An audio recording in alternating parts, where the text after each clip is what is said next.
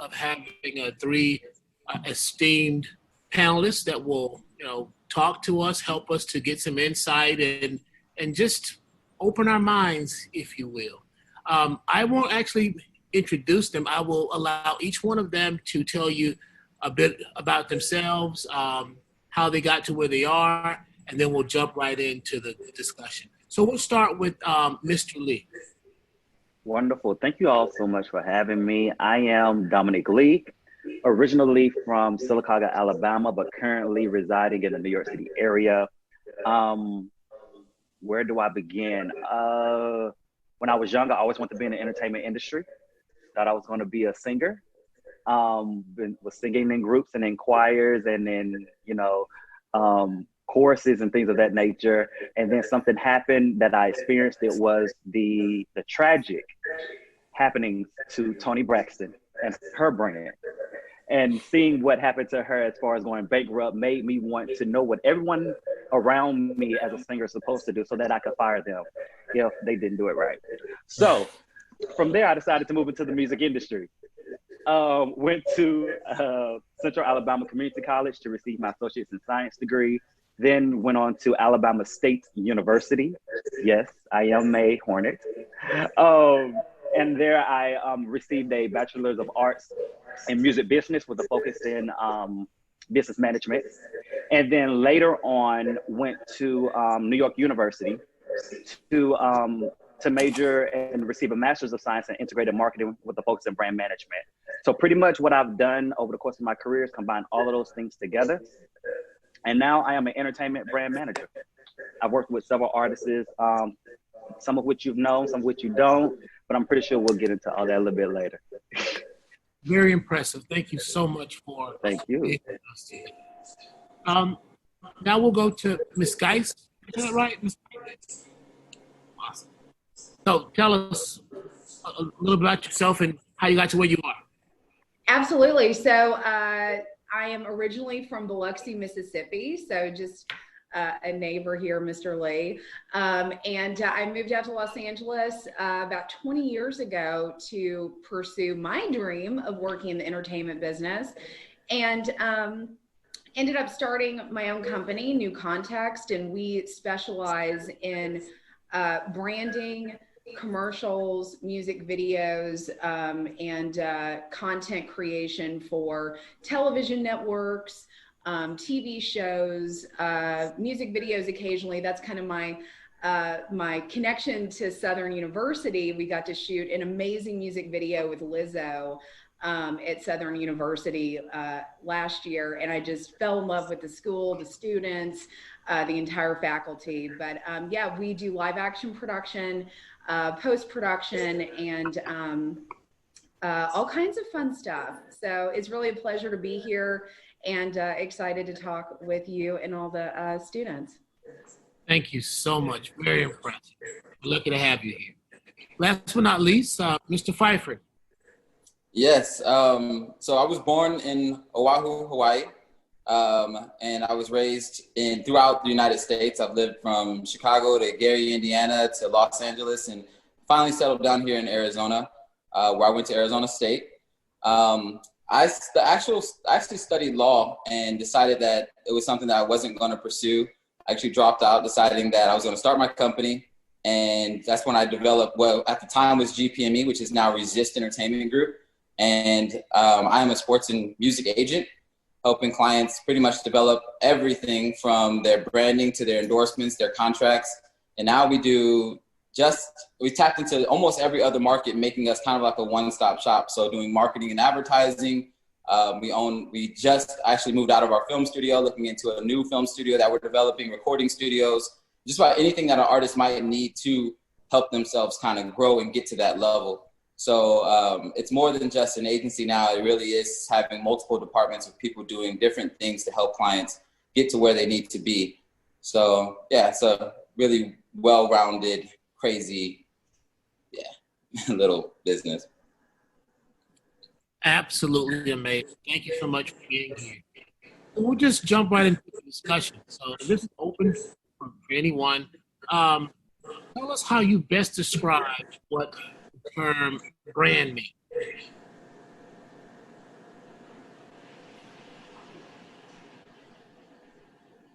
Mr. Phyfier.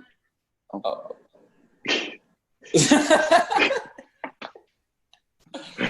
Or Mr. Lee, whoever wants to go first. Doesn't matter to me. Go. I just let somebody else have it. Mr. So, Lee, do you want I'll say it? this. I'll start it off. Let me say that. So I Go will ahead. say this.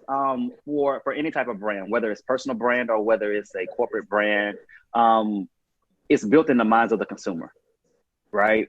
So in order for you to consider yourself a brand, someone else first has to consider you a brand. And in order to do that, that's where you come into the brand work, where you are consistently putting out the same as that type of messaging or the same as that type of vibes. So it kind of ranges, in my viewpoints on branding and what is branding. Literally, it's just consistency. Okay. I think one of the biggest things you're trying to develop your brand or you're thinking about branding is, brand or be branded. So you really need to find that, if we go back to just branding in general for, say, one of your favorite brands, take that to yourself personally. What's your unique selling proposition? What is the thing that's unique about you?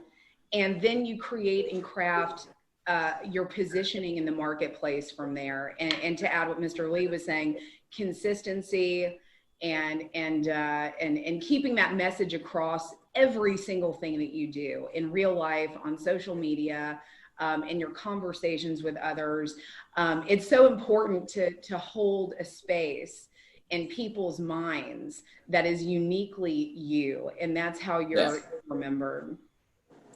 For me, I think, branding, especially, it can go so many different ways. When you're talking about the branding of a human, you're talking about their purpose, you're talking about their value, how they make someone feel. When you say someone's name, when you say, like, off bat, when you can say Coca-Cola, or you can say, just about anything that you see that it's a mainstream brand, a household name, when you say that, regardless of what but, unconsciously, you're sitting here, you feel something about whatever that did. When you're going shopping, when you're going through a store, when you're looking at what you're going to buy next, you're going based off of how something has made you feel, whether it's a commercial or an ad, whatever you've seen. So ultimately, for us as people, we need to figure out, when you're an athlete or you're an artist, you really need to figure out, how am I making my audience feel through the content that I'm placing on social media, through the content that I'm using as advertisement, through my music videos, through my songs. It's not just made for you, it's made for the people that you're trying to attract, knowing who your target demographic is, your target audience. So it really does come down to that emotional attachment between you and the people. That's really profound, the way you guys have laid that out. It leads me into my next question, but I'm going to ask it differently. I wanted to talk about, is there truly a difference between a personal and professional brand? But from hearing you guys talk, it sounds like they're commingled and they happen together. So with that being said, how does a professional find a way to have some separation there and still maintain a quality brand that's going to get them paid, the professional one? In my opinion, I think these days, as our lives are so public on social media, you have to really protect it's very intertwined. So I think when you're crafting your personal brand, which you have one, everyone has one, whether you know it or not, you definitely have one. So, I would say treat your personal brand like your credit score. It is that important. When you're going out in the world and you're looking for a job or looking for networking opportunities, looking for a mentor, all of these things, people are going to look at your LinkedIn, they're going to look at your Instagram, your Twitter. So it's really about crafting that story into something that you think will attract the type of people that you want to associate with. So my advice in that regard is, if you wouldn't want it on your resume or want it framed on your wall, don't put it out in the world. Protect that brand that you're crafting. Right. I hear it a whole lot, especially with younger students and professionals. They want to be able to keep it real. They want to be able to express their actual so much too. It's almost like social media becomes a place for them to be. It's like their digital diary. So with that being said, what kind of advice would you give a young professional who wanted to make those types of posts? Well, for me, and to even kind of go back onto your last question as well and blend them together, it's, I always tell my clients that your brand and what you're trying to build should be an extension of yourself.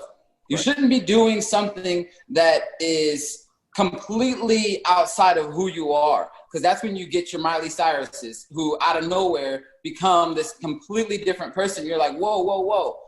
You ultimately want this to be, who you're giving to the world. You want this to be a piece of yourself. It might not be your entire self, but it's going to be something that's easy to be in public, that's easy to be on social media. It's easy to keep it real because it is the real you. No one's sitting here writing down saying, oh, you should be this type of person. When, as we're working with, like, say, your Marquette Kings right now, we're working with, our kind of a little bit more out there, people who are, you're talking about, a punter who is very, for lack of a better word, flamboyant about how he punts and about his dance moves and all this stuff.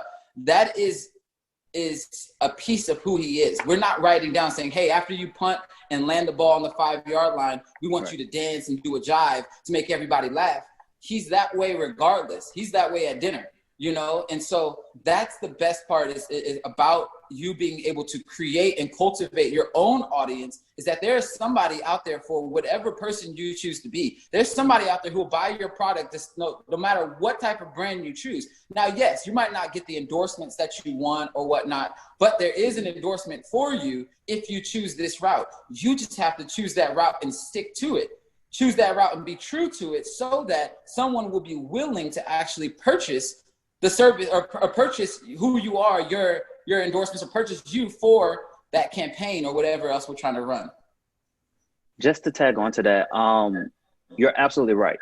You have to know that we are, as human beings, are multifaceted, right? And you can completely be yourself in every situation and in every room and with any person. You just have to figure out which part of yourself do you need to be. And at what time do you need to be that person? And then you also have to realize, to your point, that there is an audience for everything. You just have to find the audience. And then sometimes you have to go to where the audience is and engage them, so then that way they can buy into your brand. But once you do that, especially with personal branding, you realize that after a while, people do not buy into your product. They buy into you. So regardless of what you're selling, they're going to buy into it because they're buying into you. So building a personal brand, knowing where your target audience is, authentically being yourself 100% of the time, but knowing which portion of yourself to be at what moment is exactly what you need in order to be successful in building a personal brand. Wow. My experience in the record business, we often get artists who don't really know who they are. And we're trying to figure out a way to market them, to brand them, to get people to be able to relate to them and their music. And then we may have the in-house team, or we may consult and hire people such as yourselves. My question is, as a professional, and you have a limited amount of time to make key decisions for the stakeholders to be happy, who are ultimately going to pay you for a service, how do you figure out the best way to develop that particular artist or client's brand in such a way that doesn't diminish them being themselves, as you guys have stated? So again, one thing that I do through independent contracting, through my company, Eighth Wonder, which is an entertainment brand management firm. What I do is first I get to know that artist. I want to know things about you. I want to know about your mama, I want to know about your daddy, I want to know about what you like, what you don't like. where you come from, what's your favorite foods. I have an artist now, we know that she likes flats when it comes to chicken wings. She don't like drumsticks.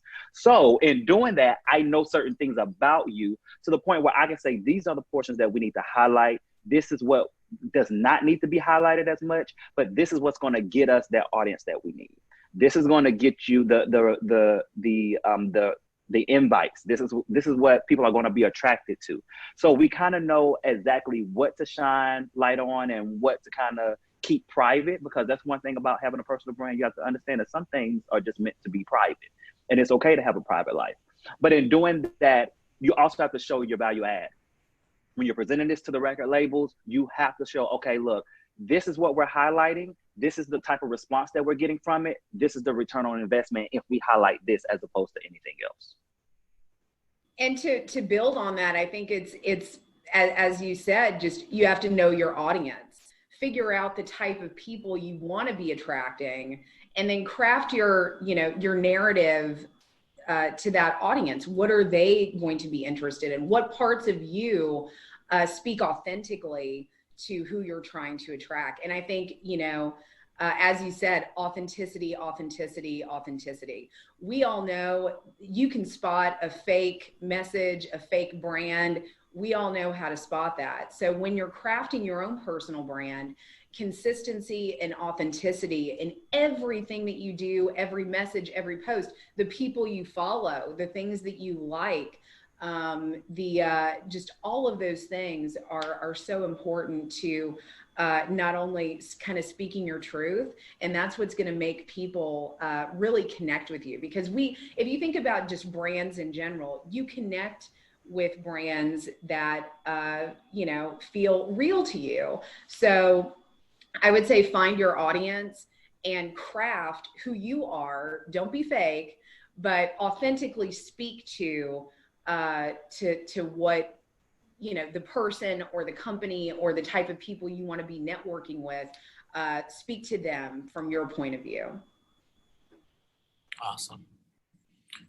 So let's move to protection, because that word has been thrown around, and of course it's a part of this discussion. Is there any real way to protect your brand, both things that the individual brand owner can do and maybe even some legal steps? How do you protect your brand, if there is such a thing?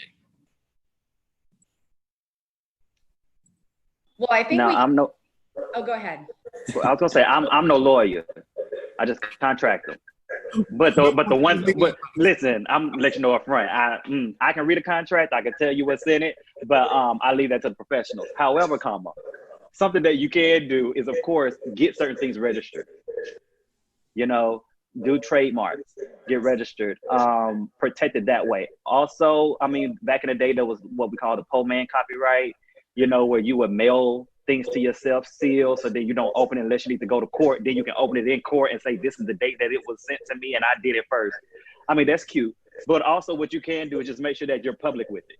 You know what I mean? Timestamp the things that you're doing. If you have a hashtag, if you have a coin word or something that is unique to you, start utilizing it. Use it as a hashtag, so then that way when people research it, you're the first one to use it, but you may be the last one on the list depending upon how that list is set up. But you kind of timestamp yourself that way.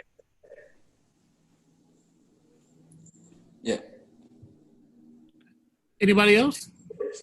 And so I think that's an excellent, honestly, just 100%. Like you're talking about the best way to protect the brand as like your logo, as your, whatever it is that you're trying to put out there as far as, the physicality of copyright, things like that. But as far as, talking about protecting your brand in general, as far as from, if my brand is, CEO of a company, or if my brand is, speaker, entrepreneur, whatever it may be, how do I protect the brand of who I am as a person? And I think that comes from just choices, not being able to, especially when you reach a point where all eyes are on you, or that simple things can put you in a rabbit hole, and it's about truly making the choices of where you're going. I just advise every client, don't put yourself in a position where somebody can can devalue you. Don't put yourself in a party. Don't put yourself in a restaurant. Don't put yourself near people who are ultimately looking for a way to I guess kind of pull down your brand and what you've built, what you've created at the end of the day. So because that's ultimately the key is that if you can continue to control the narrative, if you can continue to control what people think or see, even when you do make a mistake, if you make a mistake, say with a friend, at the end of the day, you could tell the friend, look, this is what we're going to say happened. But if you're making a mistake with somebody who is ultimately out to, for lack of a better phrase, get you, who's ultimately out to run a story or run an ad or say that they had an experience with you, then even that word of mouth of them just going around saying, oh yeah, I was with him the other day and he did a little something, that right there is not maintaining your brand. You're putting yourself in the wrong positions and making the wrong choices. They're not allowing, the audience to, if not allowing you to control your narrative. Yeah, just building off of that, it's like I mentioned earlier, if you think of your brand as your credit score, which is something that we all know controls a lot of things in our life, protecting it means, first of all, branding yourself, because you do have a brand whether or not you realize it. So I would say examine what your current brand is. And know that people are viewing you in a certain light. And if you're not protecting that brand, whether you have one or not, people are going to make something up. So in addition to protecting it, you first must create it and cultivate it. And once you have that down, you just have to make sure that everything you do, everything you put out there into the world still speaks to that message, and you stay on point consistently, and you continue to put out there in the world what you want people to believe about you.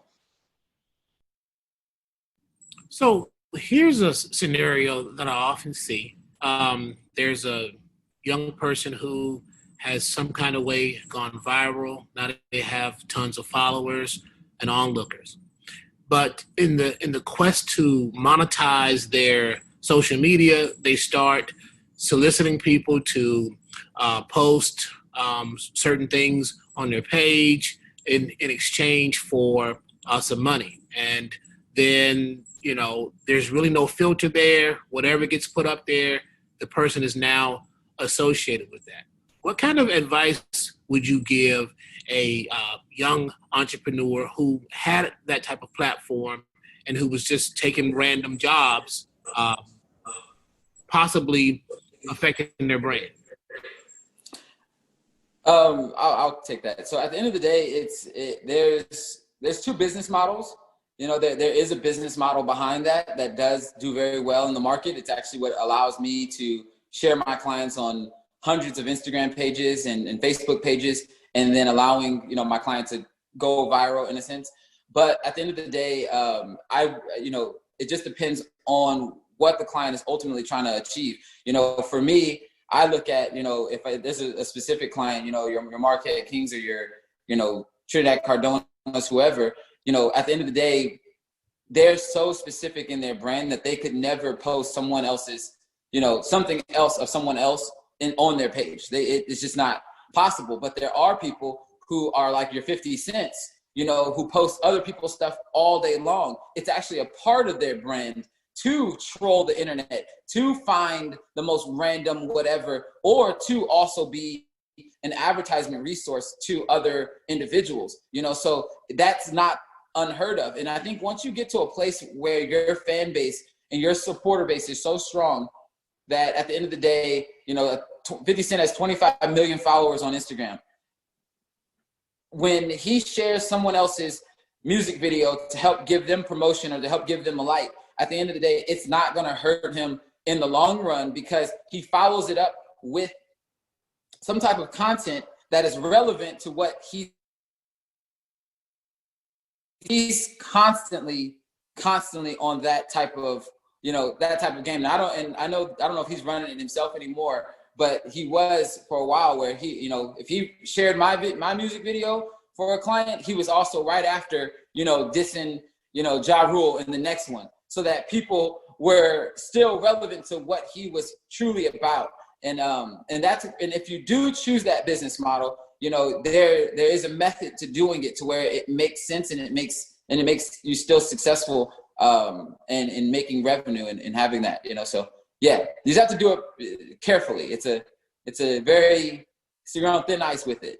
One mistake and you could send everybody running because you become that follower, that person who just overshares everything else because you got paid to do it. And you no longer have purpose. You no longer have value. And you're no longer making me feel some type of way about who you are. Now you're just a troll. Now you're just a paid advertisement. Nobody likes to watch a commercial. So that's the whole thing is, you have to be very, very careful with that when you do tap into that market.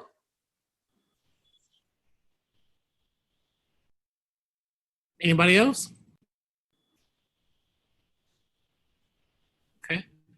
So as we're talking now, it sounds like we're moving into what we would consider sponsorships and endorsements and things of that nature with cross-branding. So in your professional opinion, are these types of activities even really impactful to help sustain your brand? And if not, tell us why. Absolutely. It is impactful. Let Beyonce repost one of my posts and actually tag me in it, or Tabitha Brown. I'm going to take it and I'm going to run with it, because that endorsement and that brand alignment because they have loyal followers. If they believe in it, then there are certain people who are just going to say, you know what, if you believe in it, I believe in it. Or if you believe in it, let me at least go and check it out and see what it's about. So absolutely, brand partnerships. And to your point, brand partnerships are necessary. They are good. They do work. And to the point that was made, that you do have to watch who you partner your brands with, because you have to remember, brand association is a real thing. Who you associate with, in real life, who's in your crew, who's in your circle, who you running with.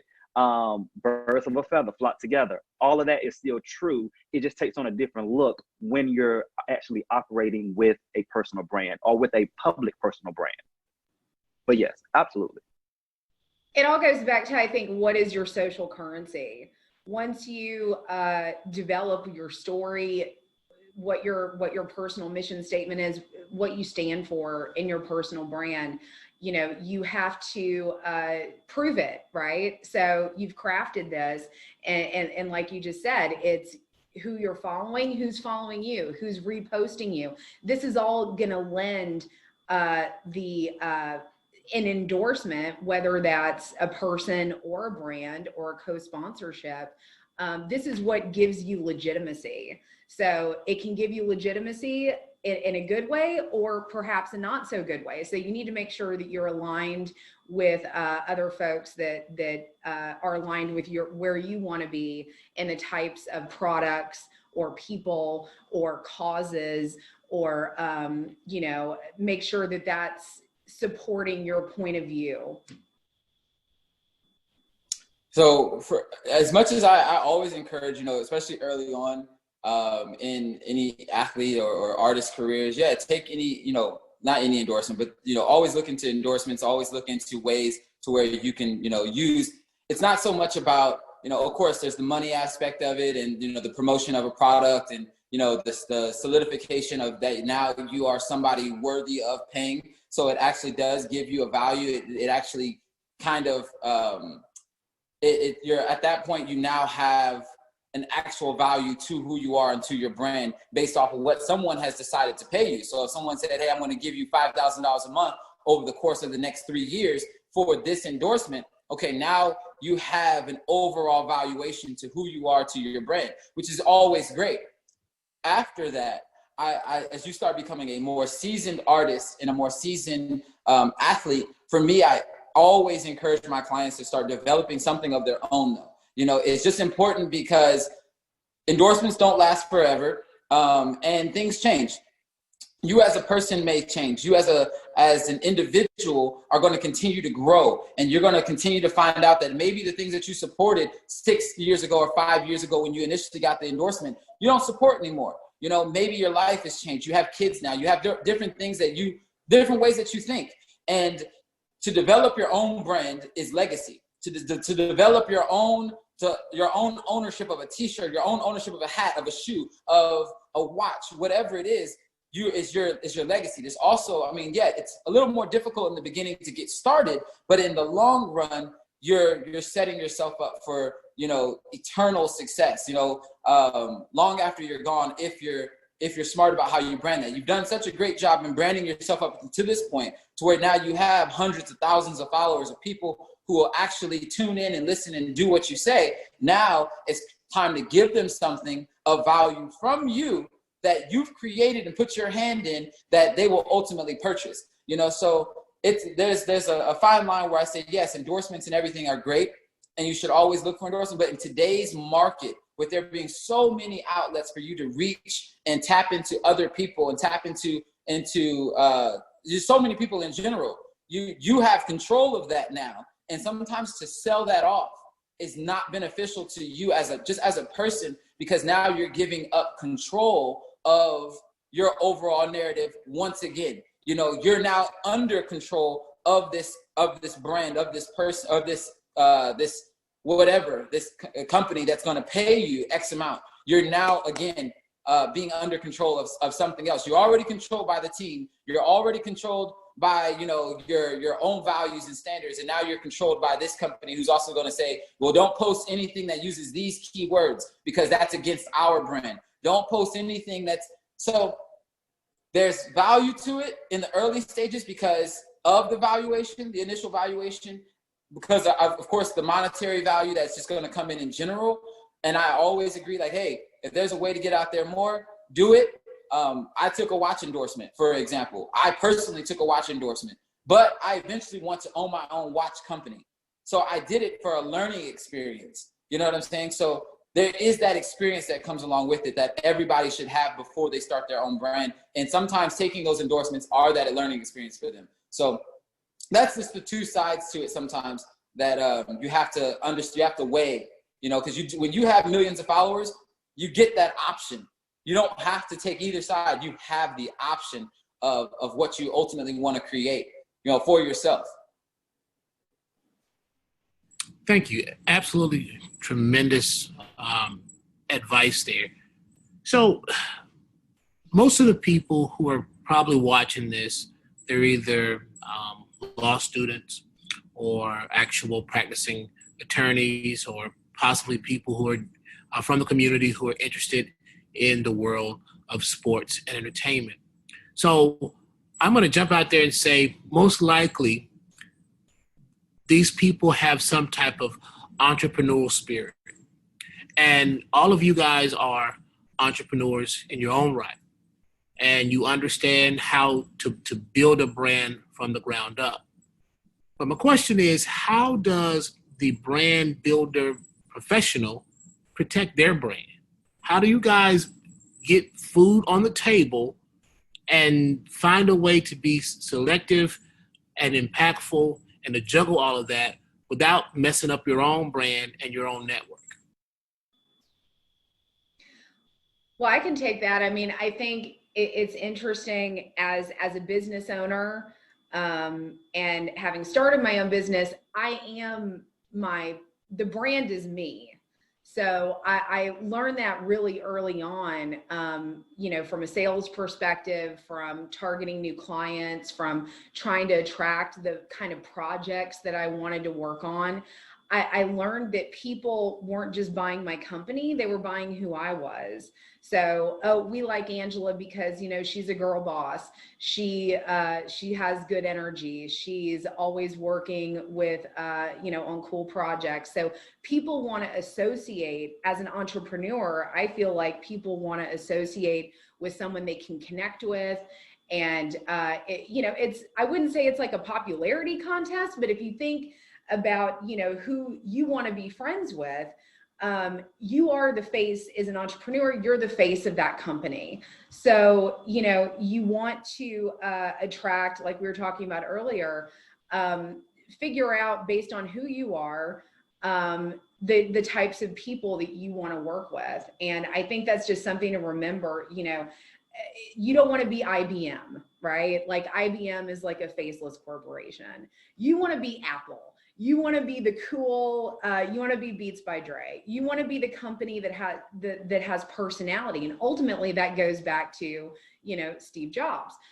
When you think Apple, even though he's gone, Steve Jobs is Apple. You want to be the face and the personality as an entrepreneur of your company.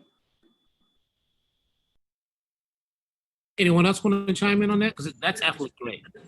Yeah, no, 100%. I think just to go off of it, I mean, you know, it really does. And I think when you're doing something, you know, as an entrepreneur, you have to truly love it. I mean, especially in the beginning. I mean, there's several companies that we own and that we've developed, but there's not one of them that I'm more passionate about than my agency and than my marketing company, because that's the one that I sit in that, you know, I talk to every client first. Despite if I pass them off to another agent or to another, I talk to every client first. They're going to get a 30-minute discussion with me before they sign a distribution deal with me, or before they use artistlawyers.com, or before they use one of the companies that we have. They're going to just speak with me first, because it is important to me that they understand my purpose. They understand the value that I'm going to present, and that what my company is ultimately supposed to be about, so that if they speak to anyone else in the company and that person's values don't align with what I initially said, what I initially brought up,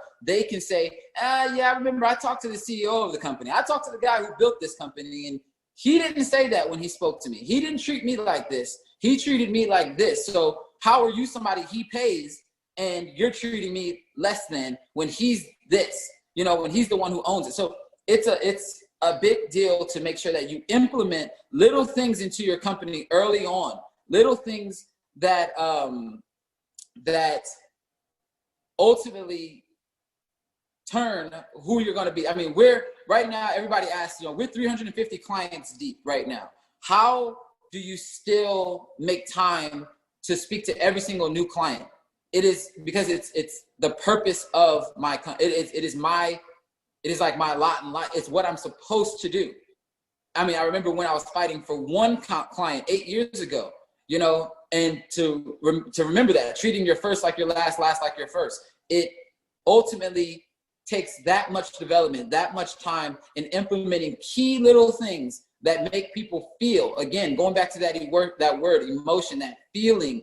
That's the one thing, like, in business that I can say more than anything that matters most is how you make somebody feel. And once you understand that, that's marketing 101, like advertising 101. Make them feel something. You know, 50 Cent said it best. He said, if we can't be friends, can we at least be enemies? Because he's like, I don't want you to feel nothing. I want you to feel something about me. If you're not going to like me, you're going to hate me. And that's fine, because how often do you walk up to somebody and they say, hey, do you know that guy Torrance? And if they say, oh man, I love that guy. He's awesome. Okay, cool. I'm thinking about working with him. Or if I say, you know what? I can't stand that dude. He this, and this to me. At the end of the day, they're still going to say, really? I want a second opinion, or I want to try, or maybe I'll reach out, but it doesn't matter. The context. If I said, hey, what do you feel about that guy Torrance? I don't know. There's nothing there. It doesn't go either way. So at the end of the day, when it comes down to your brand, to you building your entrepreneur, your company, and who you are, make them feel something. If you watch my Instagram at any time, I take you on highs and lows. I make fun of myself, and I also talk about the key techniques to building your brand or to building your music career or your sports world. I talk about everything, all my crap. It comes in, all the crap that I want to go out there, you know, and it's a personal experience that you're getting from me, regardless if you know me, you've shaken hands, or you've been close enough to smell my breath, or if you live on the other side of the world. It doesn't matter. I build that connection through every interaction that I put out there in some way. And that's how I make sure that the people who are with me, you know, the people who are either following, seeing me, are always interested in some way as to what does he do? I wonder, how can he help me? And it comes around. I've never done advertising for my company, even though I'm an advertisement company. I have an advertisement division. Never needed to. It's a word of mouth viral spread that's allowed me to get to this point. And that's what I always say, is just allow yourself, if you're doing it correctly, there's not too much advertisement you'll need to do. People will always advertise for you when you're doing your job correctly, when you're making them feel some type of way. Emotion is always going to spread. I'm just curious. So how do you feel about that guy, Torrance? No, I'm just joking. Hey, I don't know. Sure. Mr. Lee, so in your bio, you say that you made it out of what you affectionately call the backwoods of Alabama. So that's tough within itself. So you must have had something going on there, some personal marketing techniques, brand building systems that you use for yourself. So quickly talk to us about those. And then of those, what do you use for your actual clients? Okay. So as I stated before, I am originally from Sylacauga, Alabama, small town in central Alabama. Nestled between Birmingham and Talladega, and little bit, you can also say Montgomery. So we're kind of like in that little area there. But one of the things that I say, and I have this thing that I call wisdoms. So these are things that I've either come up with or things that I've heard, and these are just like little quotes and things of that nature. But one of which is your gifts and your talents may get you in the room, but it's your character that'll keep you in the room, right? Your gifts and your talents may get your foot in the door, but it's your character that'll keep you in the room. And to tackle onto that, my college professor, whom you guys will actually hear from tomorrow, Dr. William Ashbourne, he used to say that when you're in the room, be in the room, right? Means that if you're in a room with your clients, be present. If you're in a room with potential partners, be present. Well, whoever it is, be focused enough to give every bit of yourself when you're in that particular room, whether it's virtual or physical. So with that, to kind of lean on to your second portion of that question, some of the things one thing in particular that I take with me and that I implement with my clients is, again, I grew up in the backwoods, right? I can remember that when we had people come to visit at my mom's house or at my grandmama's house, when they would get ready to leave, my grandmother would walk them to the door, maybe even to the car, wait, talk to them, wait till they get in the car and see them off before she went back into the house, right? That's the same thing that I take on with my clients. I do not leave a venue. I do not leave a photo shoot. I do not leave an event until my clients are in the car and they are headed to their next step. And it's that level of connection, that level of detail, that level of care. My clients never have to carry a bag. I may be your brand manager, but if I have to be your assistant, then I'll be your assistant. If I have to be your PR, I'll be your PR. If I have to be your chef, your wardrobe, your stylist, I don't know how to do hair. That's my mama job. But guess what? I can get a comb and I can tell you what looks good and what don't. You know, so I am whatever it is that I need to be to make sure that my client feels comfortable and that they feel confident whenever they step into the room as that personality or as that artist, right? So that level of care, some may call it, you know, that Southern charm or that what you call it, the Southern gentleman touch, all of that. I bring that to my clients. And living in New York City and treating my clients like that, it brings something different. They're not used to it, right? So it sets me apart. So now when I walk into the room, they're like, oh, soon as they get out the car and they get off of a plane and they have their bags, they know I'm taking their bags. They can have 3 bags. Guess what? All 3 of them are going to be on my arm, just like this. Backpack, rolling bag, it doesn't matter. I'm taking it because right now you're an artist. You're the client. You don't need to do that. You need to be on. This is your time. I'm the man behind the man at this point, right? So that's some of the things that I take and that I apply whenever I'm working with clients and wherever I'm with clients. But yeah, that's just a little bit. Just a little bit. Miss Guice, did you have something to add? It's like we're kindred spirits because, you know, I'm from Biloxi, Mississippi. And, you know, when I started in the business, when I moved to LA, you know, I kind of thought that I didn't want to be Southern because I felt like people would associate that with, oh, she's, you know, all the connotations that people think of Southern people. And then I was like, I'm going to embrace this. I'm throwing out my y'alls. I'm doing the Southern hospitality thing.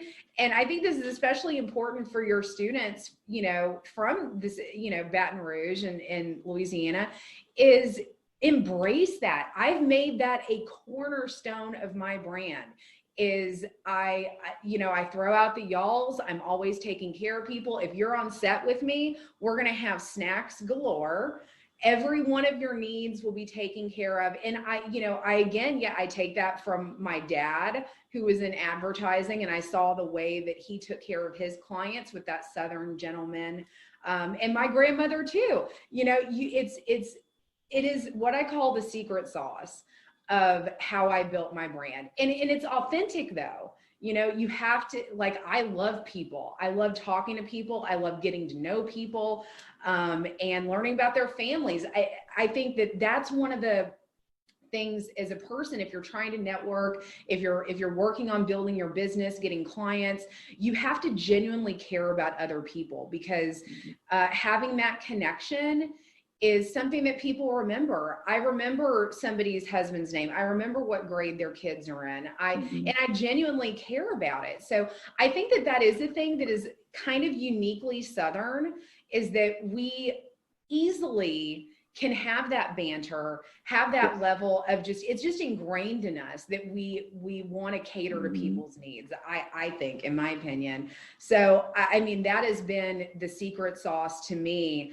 To who I am in my personal brand is my Southernness, and people remember that about me. And you know, I'll be on shoots with major stars who will tell me, "Wow, we've never had this level of care, this making people feel special." Going back to what someone was saying earlier, is you leave that emotion with them. And they're going to remember that, like, wow, I remember, you know, she took my bag, or she's the owner of this company and she's getting me a coffee, like things like that. No ego, you know, we're all here together. We're having that connection. So I agree with that 100%. And that has become a cornerstone of, I mean, I think it's kind of just being a good person and caring about people. But I do think that there is something special about being raised down south, and that's just kind of who we are. So I love that. There's absolutely nothing like it. But if you're not Southern, don't think you can't do it. No, right. We can teach you. We can teach you. It's totally fine. We can teach you. I don't think you can be taught. There is not. You can fake it otherwise, but it has to be. It has to be. Yeah. I just want to thank you guys so much for this great discussion. At this point, we'll switch over and take some questions from the audience. Is that okay with you guys? Okay. Bring it on. So our first question is from our esteemed evening division president. In case you didn't know, because I didn't say this before, I'm a 2L here in the evening division. No, I am not a professor. Everybody thinks I am one, but I'm not. I decided you carry it well. I decided to make a career change late in life. So, but Mr. Connor asks, in your current role, how do you choose new talent? And do you look, I'm sorry, and what do you look for when you are selecting new talent? Well, since my mic is on, I'll go first. For me at my company, I do not consider clients. We're family. Right?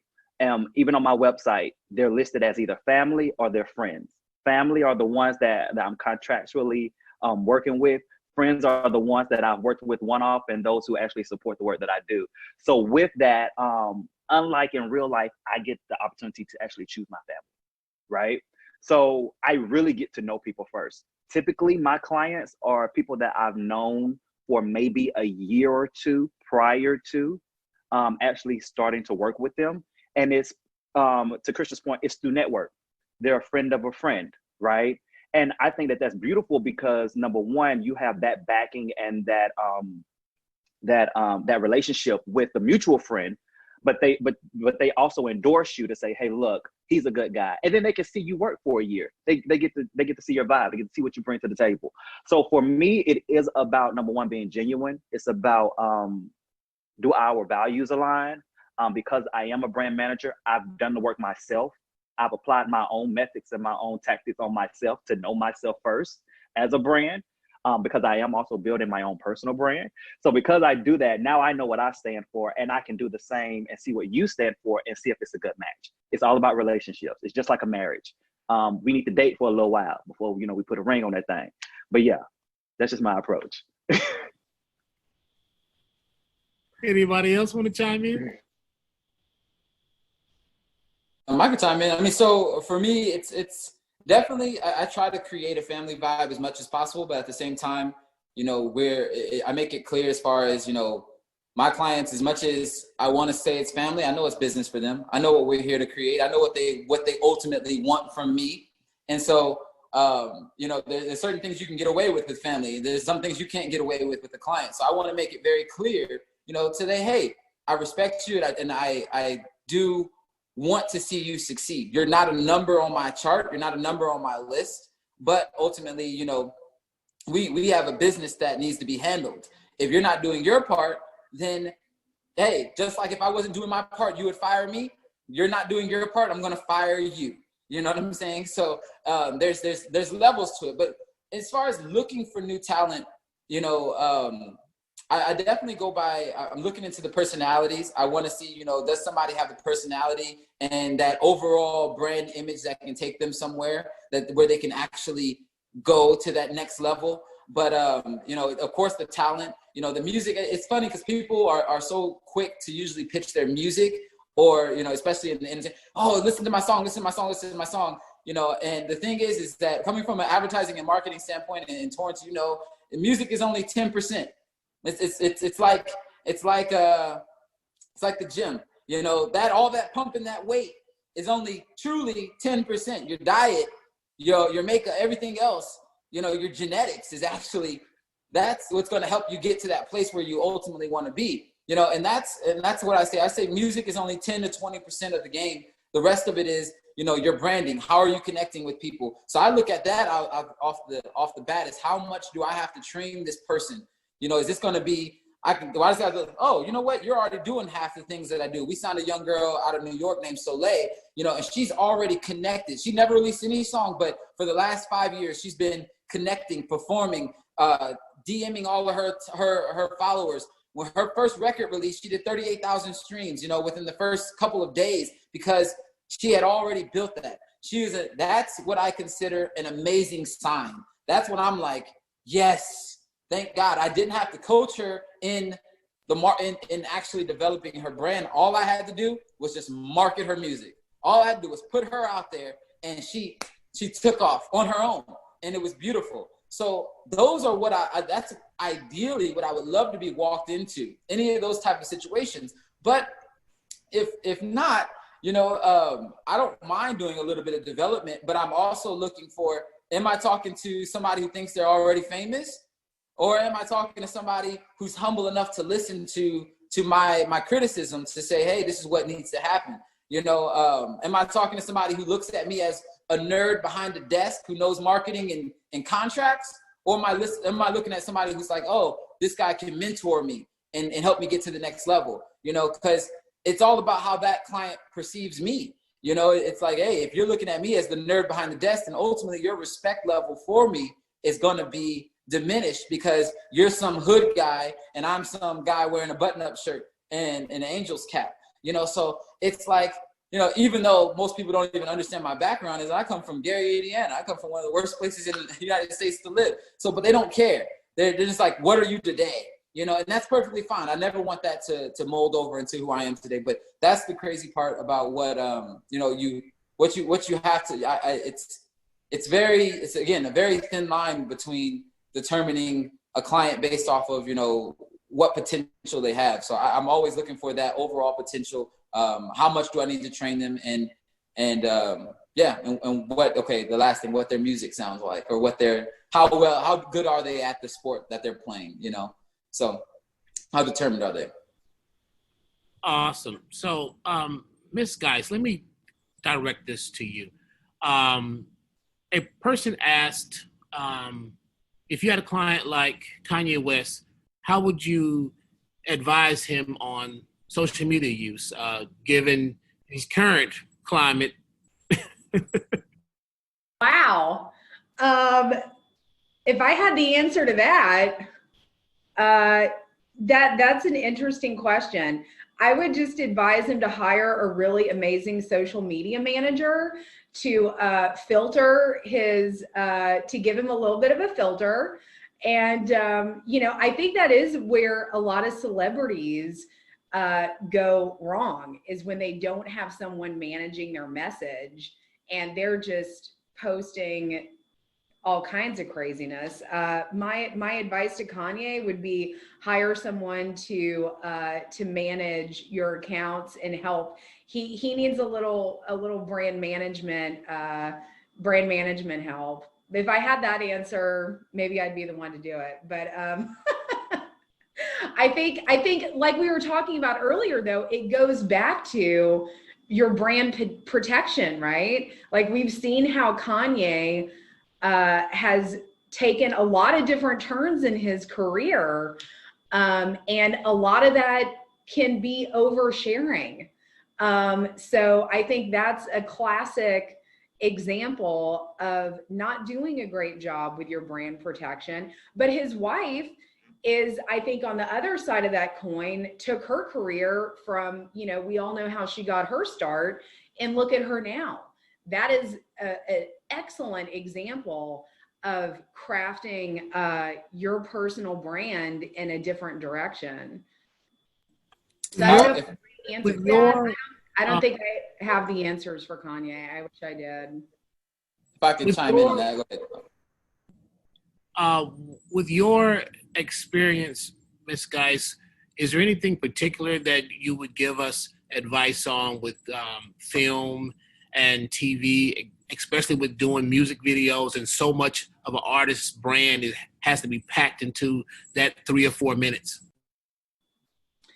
Yeah, I mean, in terms of how the essence of an artist, you know, like you said, you only have a certain, it's like a job interview, right?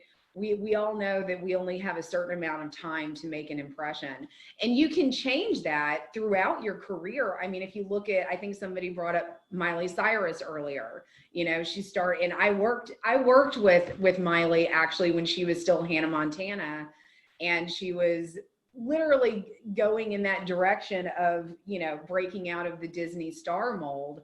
So, you know, that's kind of a good example of how do I take I'm Hannah Montana on Disney, and now I want to be doing a music video where I'm in a cage, you know, in a very suggestive outfit. Like, you're showing to the world, I'm not that person anymore. So I think, you know, other people who have changed, you know, Madonna, I think, classic example of reinventing herself over the years. Lady Gaga, you know, going from, she did an acoustic album. Now she's back to doing her dance hits. So I think when it comes to crafting your image, and I think this can go back to even yourself, you know, if you're as a person, even if you're not a celebrity, you can reinvent yourself, and you have to just capitalize on those moments to really just elevate and to inform people about who you are. Very, very good. We'll do one more question because we're right at the time. Justin Tiggs asked, would any one of you consider it difficult branding an artist that is not riding the current wave, and who would rather set trends?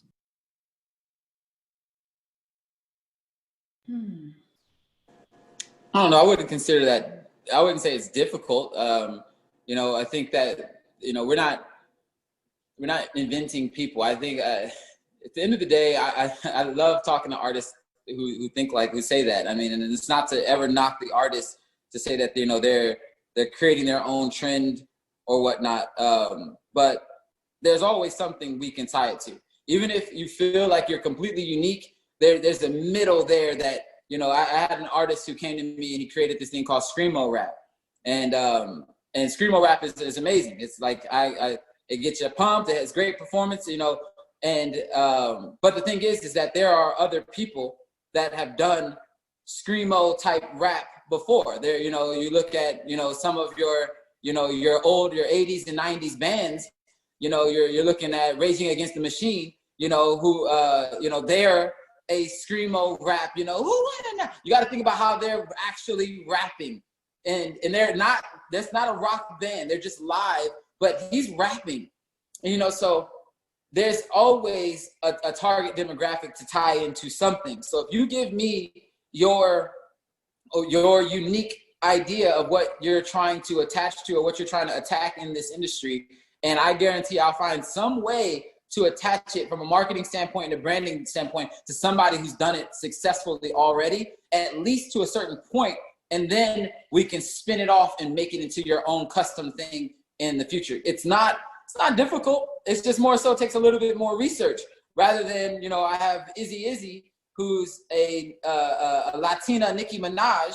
All we have to do is tap into a Latin fan base, and, you know, Nicki Minaj's Latin fan base, bam, we're easy, you know. But if you give me something else, you know, we can always, I don't see anything as difficult. Difficult takes a day, impossible takes a week. We'll figure it out. Do either of you have any final thoughts? Because we are actually beyond our allotted time. But I do want to hear it, and I'm sure that the audience would like to hear any final thoughts from you. I think my final thoughts would really just be, if you're trying to craft your own personal brand, coming out of law school, coming out of, you know, you can take a lot of these lessons from celebrities, from people that you follow, influencers. If you're trying to make yourself, after graduating, you really want to try and make yourself stand out, you know, create some action items, look at people who you respect, create your own personal brand, be authentic, be yourself, and then ultimately you're going to attract the same people who, you know, who you want to attract. I would say that, remember that you are a brand, whether you want to accept it or not. From birth, it starts with your last name. From then, it moves on to your MO. So when you reach your professional, or when you start working professionally, it starts with how do you approach situations, and how do you do the things that you do that is uniquely to you, right? As you stated earlier, what's your secret sauce? Because I can give you the recipe, but I'm the secret sauce. So how can you do it the way that is unique to you? So then that way nobody else can come behind you and do it the way that you do it. And the same thing goes for me. Just realizing that you're a brand yourself, find your product, find your service, brand that, do it. So then that way can't nobody do it better than you. Remember that you're not going to be the first. You may not be the best, but you can be different. So do that. That's why I say where to start. For me, you know, I'll tie in a little bit of my personal brand and my personal message is to remind yourself that you're a human being, that we, you know, we forget so much in this society and so much with this stuff that's going on, that, you know, that at the end of the day, you know, when you succumb to a box, when you decide that you are something, that you put yourself in a box, make sure, for one, you're happy with the box that you decide to put yourself in, and that you're ready to ride that wave if that's something you're trying to do. But at the end of the day, always keep it, you know, 100 with yourself, and remind yourself that outside of everything else you choose, outside of CEO, ex-athlete, marketer, brander, all this other stuff, I'm human. I'm flesh and bone. I'm a human being, and that you as a person are the same, and that all these people that you admire, all these people who are millionaires, who develop something off of their own brand, their own structure of who they are, and what they've used to get there are human beings as well. And there's nothing that is unobtainable to the human, at the end of the day. So you have to, it's a process of developing the mind of understanding, truly, freedom and what freedom means. I think we all seek freedom in these opportunities. We all seek to develop some type of freedom from social construct, but understanding that when you decide to brand yourself in a certain direction, when you decide to take a hard jab step in a certain direction, you are now losing a little bit of that freedom. And you have to make that choice and decide ultimately who you want to be, and so it's unfortunate, I make this quick, but it's unfortunate that we look at, Kanye West's situation as, such a bad thing. But at the end of the day, he is speaking freely. He's not speaking from the standpoint of a contract, not speaking from the standpoint of anything else. But we will also say that Kanye West was the top earning music artist in 2020, regardless of everything else. So, and that's coming from a freedom standpoint, freedom of speech, freedom to create, freedom to say whatever he felt like saying, regardless if it was right or wrong. He still was the top selling artist. So it is to say that you can brand yourself in whatever direction you want, even if that means being a free person, being a free human being and owning freedom. And when you own freedom, there's unlimited bounds to who you can become and to who you can encourage and what you can make or sell. So there's still money in freedom without putting yourself in a box. I think I tell all my clients to remember that. Well, thank you so much on behalf of SULC and the CLE department, Professor Dickerson, who put all of this together.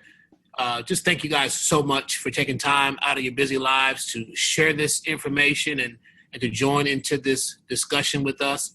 I'd like to also give a special thanks to Mr. Phyfier, who is a owner of artistlawyers.com, who actually sponsored 10 SULC students to attend this. It was very just gracious of you, and I appreciate you all and hope to network with you and do some brand building with each of you in the future. Okay, thank you guys so much. Have a wonderful day. Thank you. Thank you. And for the audience, we will break for lunch and be back at 1:15. Bye. Nice meeting you guys. That was fun. Nice meeting you as well. Thank you all so much. Thank you. Thank you so much. You. It's a pleasure. Thank you for the invitation. Thank you. I will be in contact with you all very, very soon. So thank you. Thank you. Wonderful. Have a You're the best. Thank you. conference. Thank you.